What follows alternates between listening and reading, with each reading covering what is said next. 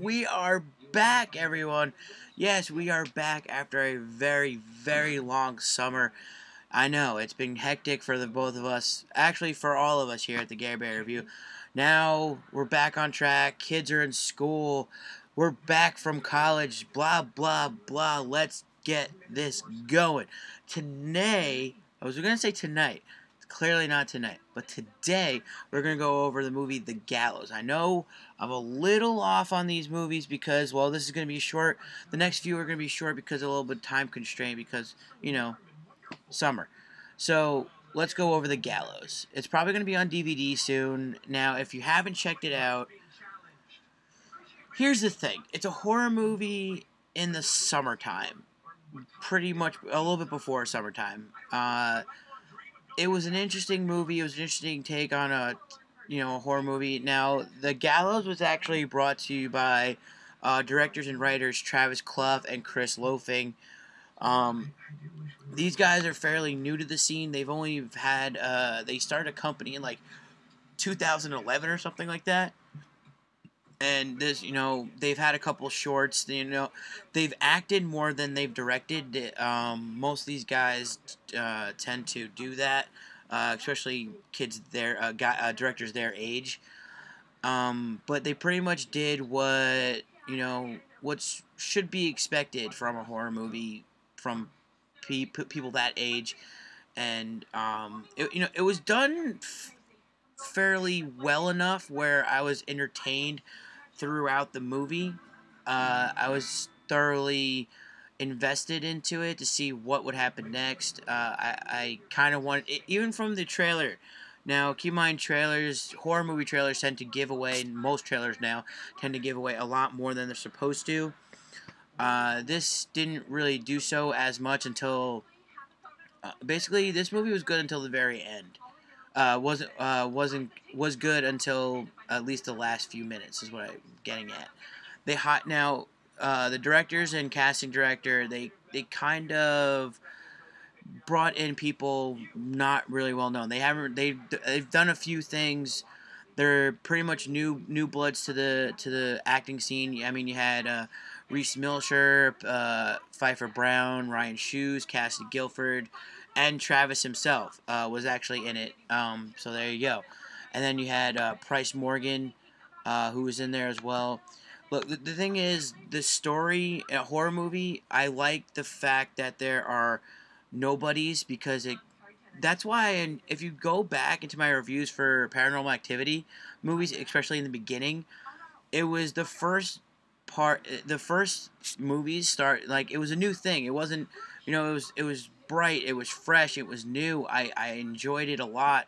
I enjoyed seeing stuff like that. I mean, I enjoy seeing stuff like that regardless.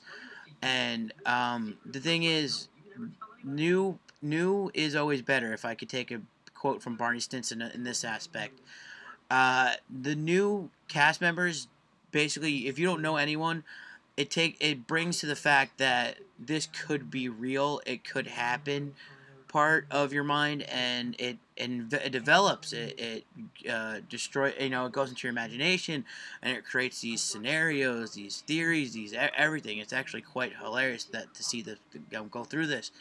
And honestly, it was written well, it was done fairly okay. It's just one of those horror movies that in the end, and throughout, well, not in the end, but throughout the movie, you're like, what the fuck just happened? There's these moments in this movie where you're just shocked and awed that, okay, they just did that. Why? I don't know. It was interesting. It's filmed by one person, first person shooter. So it's kind of fun to watch that aspect. All in all, it was a good movie for a good viewing. I would say it's a good one for, not really for renting or for owning, but a nice one to, like, if you need a little, especially if you're younger, I would say probably younger than probably 21. It's a nice little kick in the pants. Now, this was rated R.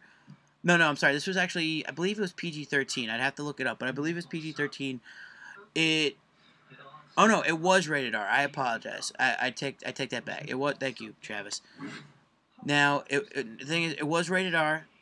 The thing is, it shouldn't have been. There wasn't really enough, other than probably the language, to push it over. I don't know why the people at the company decided to make it R. It was kind of a dumb thing to do, but they did. They made it R just because of the language, it seems. But I mean, other than probably the sexual innuendos. But other than that, did not need to be R. There wasn't enough, gore or you barely saw any death scenes.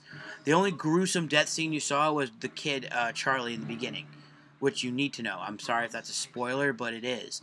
You already know the kid dies because he haunts them. There is I will not say anything here about the ending, but the ending actually kind of threw me for a loop. You kind of see it coming as it starts to build up to that towards the end, but it was an interesting twist.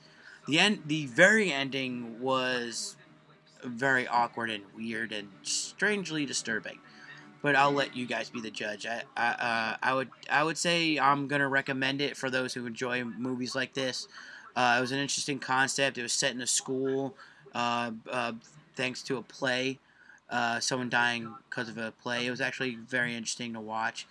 So check it out. Why not, right? Next up, Marvel is at it again. Yes, Ant-Man finally comes to the big screen, the littlest big guy in the world. So stay tuned to check that out. Bye.